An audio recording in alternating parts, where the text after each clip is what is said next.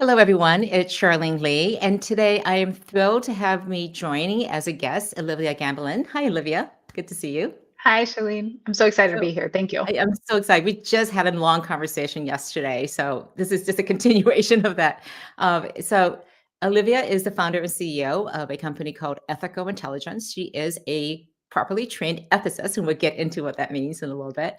And she's also the author of a forthcoming book in June, Responsible AI, Implement an Ethical Approach in Your Organization. So Olivia, thank you for coming today. And Thank we'll you, have Shalene. some, yeah, and we'll have some time today to talk a lot about just how do you create an ethical approach, but also would love for you to share where you're coming from, of course, but also share how you approach embedding ethics in your AI strategy. Generative AI, AI in general, are really big topics right now, and so we'll dive into that. And I would love for you, Olivia, just to give an overview because you have a very interesting take that ethics Yeah, and responsible AI, it shouldn't be somewhere over here. It should be embedded into everything that you do. Can you give an overview of your approach to how you take an ethical and responsible approach to AI? absolutely. And I like to stress that at the end of the day, responsible AI, it's basically just good AI practice. When you start to get into the nitty gritties, when you start setting up those operations, the strategy behind it, you're going to find yourself sitting there going, well, this just makes logistic sense. Why wouldn't we do it this way? Makes things run smoother. It helps in that aspect.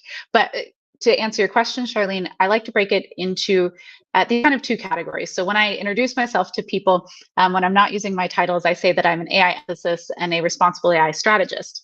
And what that means is when I'm working as AI ethicist, then the strategy comes down to looking at the actual AI itself, the actual technology, and working really from a design thinking approach of how do we create this technology so that it is reflective of our values. I'm looking for alignment at that point. So working with key business leaders and executives on making the key decisions that will align the eventual product, the eventual solution with the core set values. And that's my work as an ethicist. Think more design thinking. It's heavy on the actual looking at the AI product versus responsible AI strategist. This is where I sit more in terms of operations of a company. What I mean by that is when it comes to practicing responsible AI or embedding ethics, it's not just the technology. It's never just the technology that you're looking at. You also have to look at the people and process, because if you don't know who's building your technology and how they're building it, you're never going to be able to impact what you're building. And so that's where that responsible AI strategy and the bigger umbrella comes in. And that's looking at more of designing a full strategy at looking, are your people trained? Do they have the motivation, the education necessary? Are they communicating? Do they have the right frameworks and policies and software to help them execute? And then do they have a couple of key technical pieces, but really focusing on that people and process side when it comes to more the responsible AI strategy. So that breaks it down as an AI ethicist, responsible AI strategist. At the core, I'm still the same the same practitioner, but those are like the two flavors, let's say.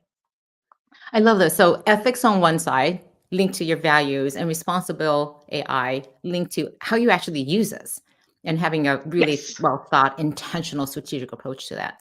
Let's break this down a little bit because which ones do you start with? I imagine you start with the values part, or do you start with the responsible part? Which or do you do them all together at the same time? So how would you start? So a lot of times it'll depend on the need of the company. I prefer though to start on the responsible AI side, because what you're doing, what I'm doing in setting up that responsible AI strategy and setting up the right structure in place, it's like slowing down to speed up. We're putting the right mechanisms in place that are going to enable the ethical decision making from the ethicist side to actually be put into action. If you start with the ethics side, it is important.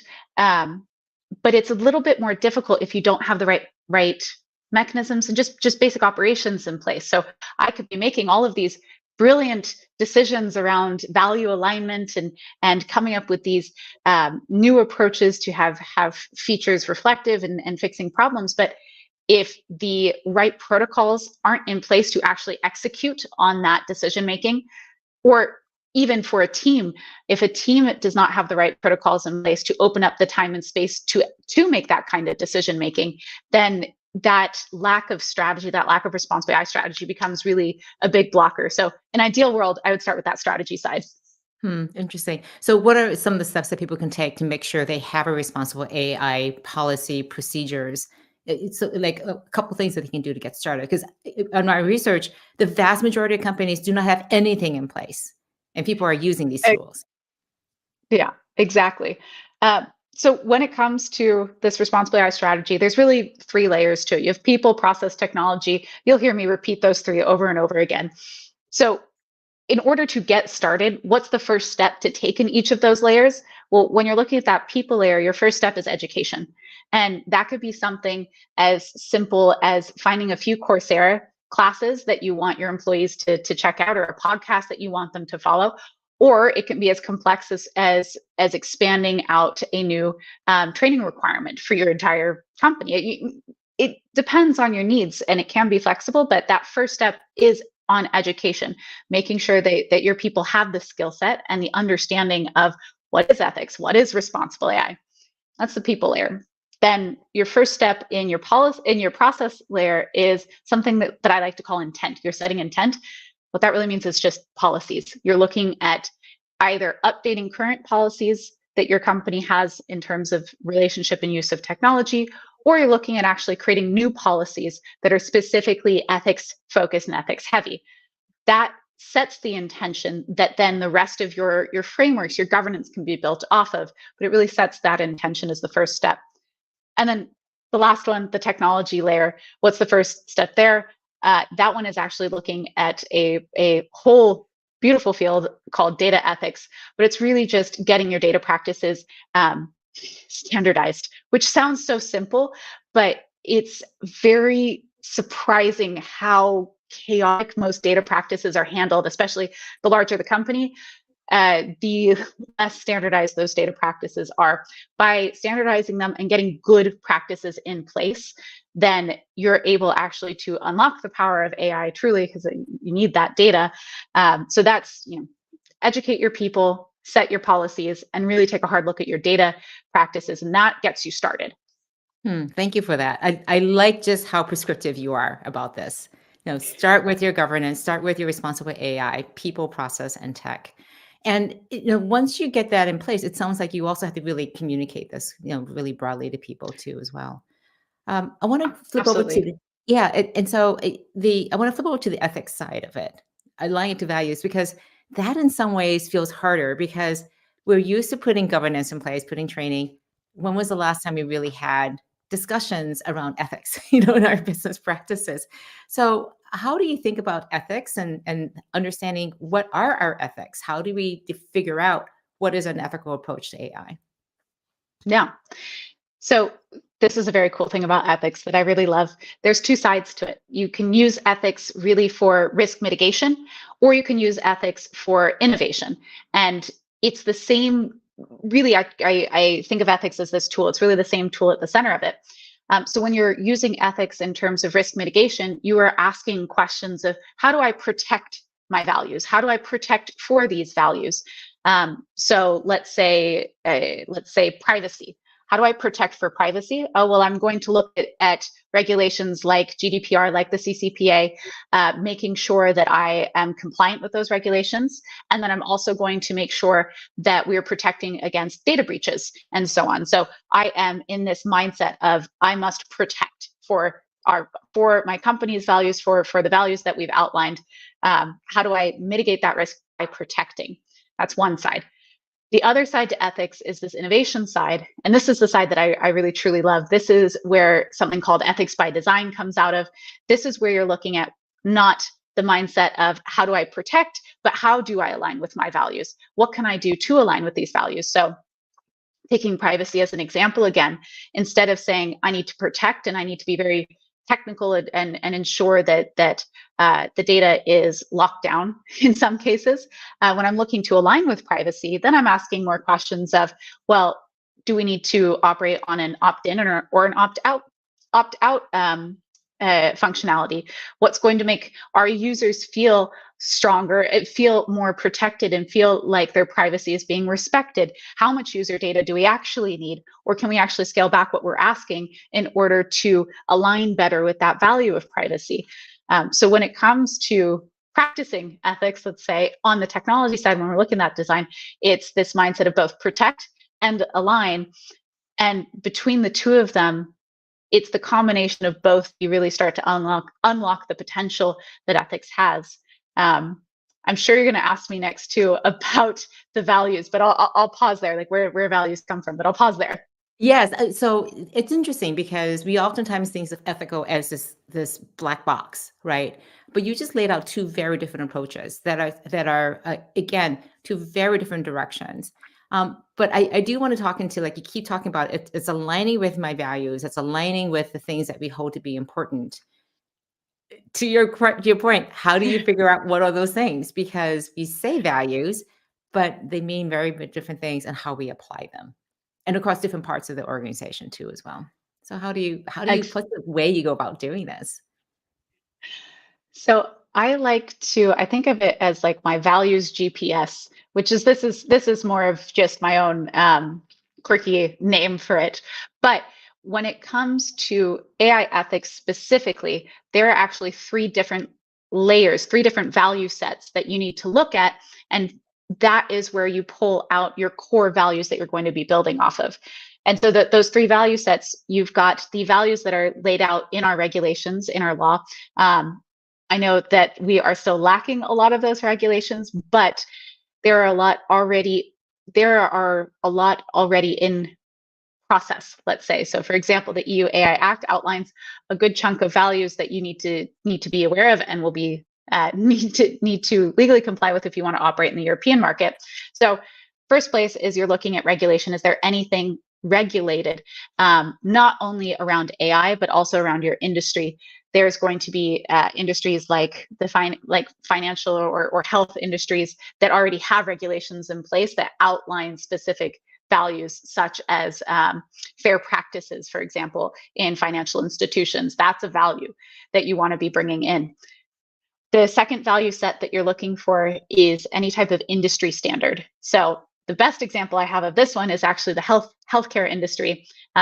The field of medical ethics, you hear things like the Hippocratic Oath and everything, that's actually a very robust field already in existence.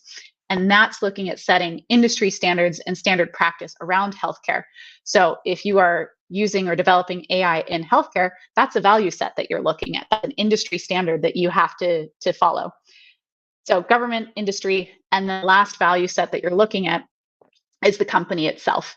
And this is a very important part where your company has to understand the values that it's operating on. And most companies have at least a couple values written on the wall, but have that understanding of this is what we stand for, this is what we want to promote, this is what we want to achieve. Those values are usually aligned with the objectives of the company, and so, or they should be at least. So when you have those three value sets, you're able to cross-reference between the three and find, oh, there's fairness on all three of these. Fairness is an absolute must. That is a core value that we need to both design and account for. And so on. It helps a lot with that decision making too, to be able to have those different inputs all in one place. And so one of the things that was interesting we talked about yesterday was that you have these three layers, but sometimes they conflict. And so you really need to have sort of a prioritization of which of these Yeah. values are going to be really important because again, the whole point here is that you want to have these values and ethics in place so that you can make tough decisions. So talk to me about how you look at this values GPS, you put the values together. Now you actually have to put a Yes. tool together that you can use. And prioritization is a really tough one. Can you give us a better, you're going to explain this better than I can, but Yes. also explain how you would use this, why it's so important to have a prioritization matrix. Yes. So I have to use a little bit of a nerdy term here from coming from philosophy, and it's something called moral overload.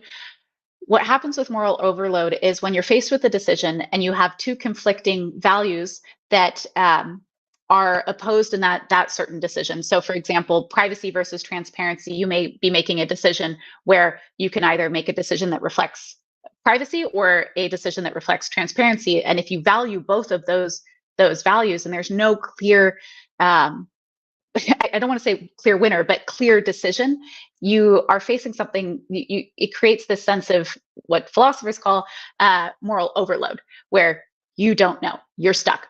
What value decision do you make? And that's where companies get stuck quite often, is when they don't have prioritization of a hierarchy really of these values. They're going to get stuck in that overload position and really come to a standstill. And that can actually be quite explosive internally, because you're going to have people arguing for either side. So what I always advise, and what I work with clients on, is creating a two-tiered, this is going to sound funny, but a two-tiered version of a value set. You have your primary values. These are the values that you're seeing across all of those value inputs we were just talking about. Those are the ones that absolutely must be seen, or must be reflected. And then you have your secondary set. And that secondary set are values that you want to align with. But those ones are the ones that are really going to help you in those key decision makings when your primary values are conflicting. You can use those secondary values to say, okay, well, privacy and transparency are conflicting, but our secondary values are all about cybersecurity and safety and respectful. Based off of those secondary values, we should go with privacy. There's more going in this direction. We have that kind of prioritization already setting out. There's also a way to do it where you sit down and you literally just rank the values. That can be a little difficult when it comes to decision making. So having a little bit more of that flexibility and decision making, critical thought ability. But to your point, Charlene, it is very important that you understand the relationship of the values to each other, because you will have to make trade-offs. There will be points where you need to prioritize different values over others. That doesn't make you a bad person. That makes you good at your job. We'll put it that way. Yeah, it was interesting. I was doing a strategy session with a client, and they were asking me, should we do this or that? Should we disclose that we're using AI to our customers and our clients, or do we hold that close to our chest? Because they may ask for lower costs because they know it's lower cost for us. And my response back to them was, how do your ethics, how do your values lead you? How do they inform you about this decision? So I love that the point that you made, the trade-offs between privacy and transparency. How will you deal with that? And I'm curious, when you pull together some sort of ethical framework for people, how Yeah. do you train people to use it? So let's say you've written down your prioritized ethics. How do you Yeah. train people? Because this is not about do this, do that, absolute like responsible AI. This is a lot of judgment call. How do you train people to be Yes. good at having good judgment around ethics? Yes. That can be an interesting hill to climb, let's say. So there's two kind of approaches here. When you know specific set decisions that need to be made off of those values, you're creating it's more of an action-based ethics framework, meaning make sure that you check these boxes, like you have done the proper bias checks. Great, checkbox, got it. I've had my ethics check. Those are action-based frameworks, and those they do take a bit of training, but those actually should be designed in tandem with current existing frameworks and workflows so that they're easily adopted. So that training is more of, hey, you now have one more step at this point in time. Let's teach you just quickly how to go through that step, and you've got the time and place. It's not training a whole new framework you have to work through, but say for your engineers, they're just adding a natural check into their natural workflow. When it comes to the decision-making side, that first part's more of an action-based framework. You can create these decision-based frameworks around ethics, and these are the ones that we're more talking about now. This is much more utilized by leadership teams and executives because it requires that flexibility to assess the situation against your set of values and be able to work through them. To be able to train that is you actually have to get people at a point in place where they are removed from their own and this is going to sound funny, but they are removed from their own values in the sense that they are viewing this decision making as strategic business decision making. It's not ethical decision making. Because if you are approaching this as you are making these ethical decisions on behalf of the company, then you get stuck with people in really, it's almost like this cognitive bias. They start putting in their own ethical frameworks because they're like, well, I don't want to be a bad person, and this is what I would decide. You don't want someone making decisions from that point. You want someone making decisions from, I know I see the company values. I have a clear definition of what these values are. So I have that North Star. And now I am critically assessing for whether or not this decision aligns with that value set. It's kind of like, does this decision align and get us closer towards our KPIs or our OKRs for the quarter? Or does it not? Moving that ethics decision-making process into something that is much more almost dry, let's say, not dry, but ethics can be very spicy at times, as I'm sure a lot of people can agree. But if you put it more in that business strategy frame of mind and context, what it does is it frees up more critical decision making. It's less of I'm making decisions based off of that gut feeling that is an important part of ethical decision making, and more of I'm just critically analyzing, does A equal B in that kind of case. That's super helpful. I love how you break that out into, again,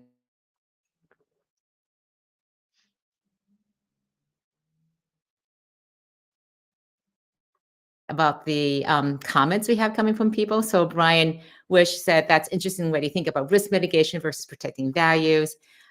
Joel, this is a little bit before, but we're talking the prioritization of values.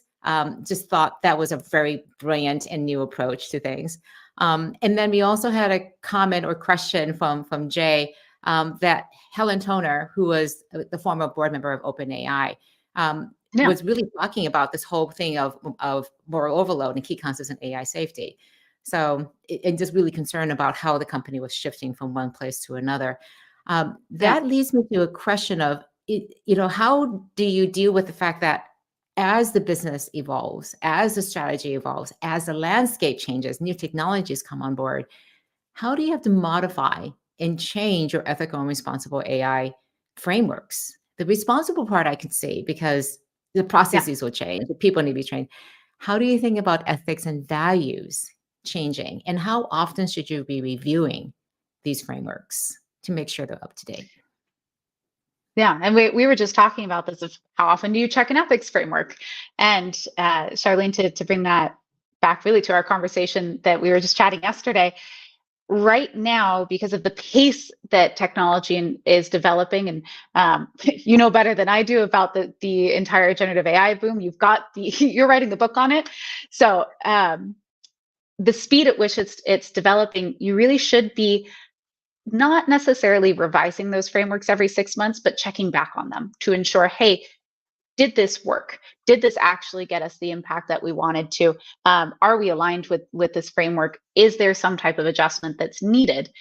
You can, of course, extend that feedback loop into, say, a yearly checkup of those frameworks as things settle down a little bit in terms of the pace of development.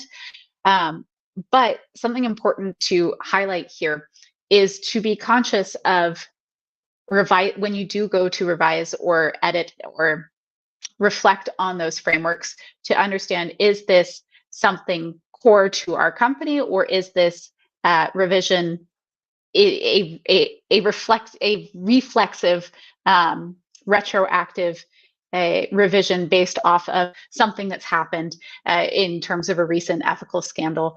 There's countless ethical scandals happening over and over again. We're all aware that you say something wrong online and it can blow up completely. And so it can be tempting to try and modify those frameworks and the decision making in those frameworks based off of, let's say, that the trendy scandal. What you want to be sure of is, does that actually impact anything core to the company, core to your values, core to how you're functioning, making that decision making? Or is it something that you just need to be aware of and have your eye on? So when it comes to revising those frameworks, you're looking at, is this still working? So is this definition of, say, respect or fairness, does it actually have the outcomes that we were expecting it to, or are we having a different outcome in this practice that we weren't really aware of that we were doing? There's a lot of trial and error to start, but it's making sure those are living documents, living, breathing documents. Yeah, one thing I really liked that you said was, have your frameworks. People, it's very clear, it's understandable, but then also have accompanying documents, a repository of examples and case studies that you Yeah. can build up over time, because it's like the interpretation of the frameworks. How did we actually use them to make decisions? What were the outcomes? So you have some accountability as well, to see how these things are working. I thought that was a great tip that you gave before. I want to move on just because we have a few minutes left. Is, you're an ethicist, you train to do this.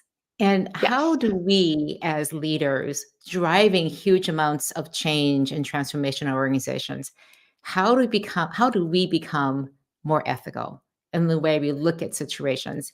You talked about the importance of having clear company values, but also how do we develop our own values and our ethics in this fast changing world? This is, you're hitting at one of the points why I love ethics so much, um, is the fact that it is a very, very human practice. We as individuals have our own moral compasses that we follow, that we need to understand, that we grow over time. And I'll have a little bit of a I guess a nerdy point here. I think it's probably clear. I come from, so my training is all in traditional ethics and philosophy, which is one of many approaches to working in responsible AI. I just happen to have this very ethics forward heavy focus. And if you are familiar with the field of ethics, there's a certain framework that people work through called virtue ethics. And I am fascinated by virtue ethics. To summarize, it's basically looking at balancing different virtues in your life, balancing between vices and virtues and so on. I really enjoy the fluidity actually of that framework. And one of the things it really focuses on is the importance of building ethical decision making like a habit. It's like a muscle that you build over time, where you are in situations naturally in your day-to-day life, and being able to surface your decision making, be able to understand, oh, I'm making like this is calling into question one of my values, and be able to actively engage in that thought process, then builds up your mental muscle more. So when it comes to leadership, I would say there's a few different ways to train both yourself and both yourself in terms of your own moral code, but also in terms of your decision making around your teams and your business, and where you're leading. One of the first places that you start, both as an individual and as a company, is always knowing your values. Never assume that it's something that is just naturally there. Sit down and have that, well, I guess, conversation with yourself, and ask yourself. You have to have that self-reflective muscle to say, what are my values? What do I stand for? And not only what are my values, saying like, I really value honesty. Well, what does honesty mean in practice for me? And having that reflective practice is both training your ethical decision making muscle, as we were talking about, but it gives you those natural decision making points. They become ingrained in part of just how you're thinking about challenges and opportunities and functions. There's this. I'll end really quick on this idea of something called moral intuition that I absolutely love. And it essentially is, that gut feeling that you get where you're feeling, oh, I need to do this, or like you're walking down the street and baby's about to get hit by a car, and you have that gut reaction of, I need to go save the baby. That's called moral intuition. And what I tell leaders especially is to learn to listen to it, because it clues you into when something's off. You over time have trained yourself to align with these values. And sometimes it's difficult to see point blank, oh, something's off here. But if you're getting that gut instinct of this doesn't feel right, stop and reflect why. listen to that internal gut, that intuition, because it's trained, it's picking up on something really that you might not notice on the surface. But if you take the moment to reflect, if, oh, something's off here, that probably means there's a value misalignment happening, and then working on that from there. I love how you talk about you have to train yourself. This Yeah, isn't something that just you just pluck out and just like it's like exercise, right? You have to have ethical fitness in some ways. And exactly. No, it's very yeah. true. Yeah, that's an interesting idea.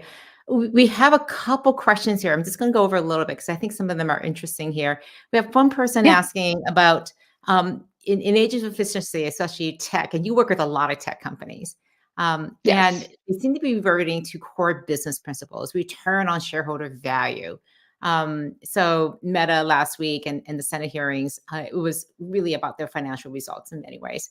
How do ethics remain relevant at the corporate level when there are so many things like competitive stresses and financial results? And this kind of goes back to this whole idea of going from shareholder value to stakeholder value, where there's some value associated and ethics around how to think about this. So, your thoughts about where we're heading as companies and how do Yeah. we ensure that ethics are built to the core of our business, especially in tech? So I would say that one of the biggest mistakes a company will make is listing these ethical values as something separate from business values or these business objectives at the end of the day. And what I mean by that is uh, I have had many years of practicing this, but looking at ethical values and understanding if we were to embody this value of, say, fairness, it would result in this kind of business impact, this real business impact. And I call fairness, I always use fairness as an example here because it's a very clear one where everyone wants to be fair, right? That sounds great. We want a fair product, we want a fair use of our technology. Great.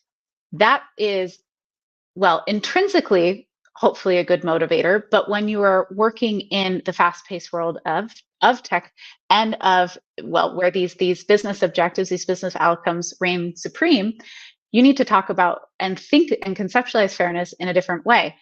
And so instead of talking about fairness, I'm talking about user accessibility. So, for example, let's say I've got 100 users, half of them are women, half of them are men, and there is actually a gender bias in my AI product. Well, I'm doing a very poor job of servicing 50% of my user base. Where instead, if I'm looking at eliminating that gender bias, creating a fair system when it comes to that gender trade off, then I'm actually now opening up 50% more of my business that beforehand I was crippling myself on. So, although it may feel at times like, well, how can ethics and financial gain exist at the same time? There's been plenty of studies done that actually the ethical companies are have better long-term returns.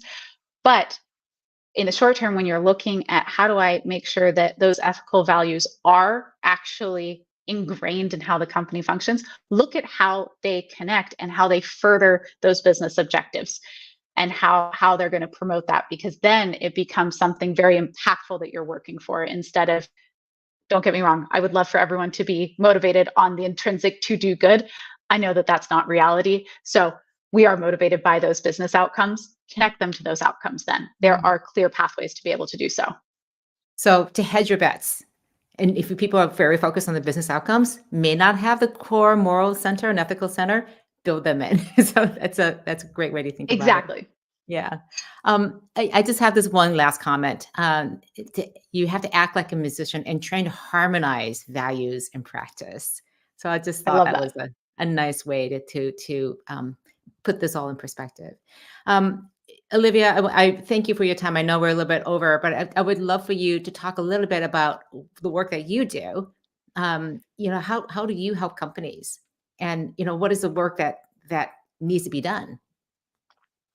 What are you seeing Absolutely. out there? Thank you, Shannon.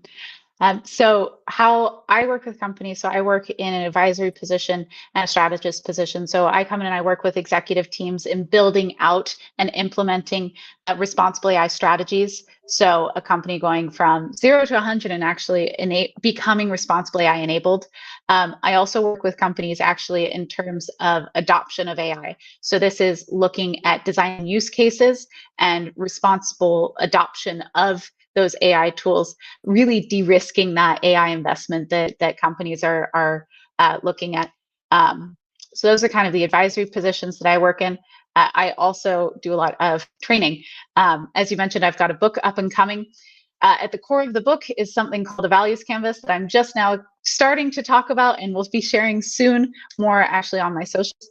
But I do a lot of hands-on interactive workshops in terms of how to engage in ethics as a tool for innovation, how to use it by design, and then how to create those strategies long term.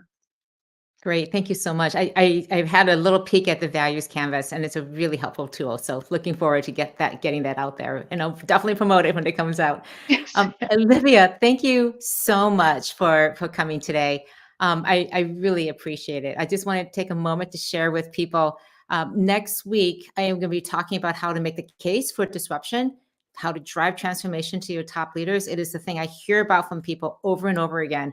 We want to do this. I can see the future, but how do I get my top executives? How do I get the rest of the organization to come along on this journey? So that'll be our live stream for next week. Again, Olivia, thank you so much for taking the time. Really appreciate your knowledge, expertise. It is so valuable, the work that you're doing. Thank you so much, Charlene, and thank you for your questions. They were perfect prompters. Great. And thank you everyone for joining, and we'll see you next week. Take care.